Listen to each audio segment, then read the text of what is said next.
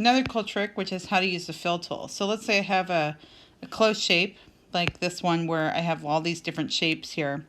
And it has to be on the same layer, which let me get rid of this one just to make clear. It definitely is. So I grab the fill bucket over here, and I'm going to just grab the color black. But you know what, just to illustrate that this actually works, I'm going to use another color so you can see it a little bit better.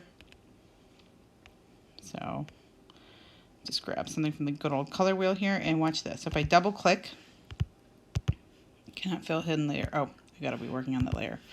See that? Right? I just double click and there it is. So it's whatever color I've designated. So you just double tap inside the closed area and voila, you can see it pretty quickly and pretty easily.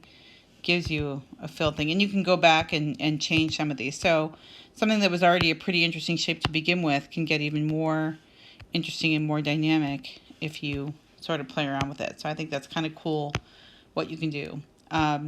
It can be anything. So just to show you, if I draw this squiggle, right, and you can see I'm going to deliberately have some closed areas and then some open areas.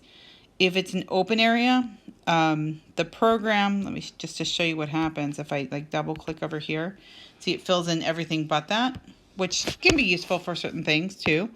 Over here though, it's going to interpret each of these as its own closed area. So you can see how pretty quickly, just by doing this, you can get a really interesting kind of design going without having to do a ton of work. So I think that's pretty fun if you know, take the time and play with that.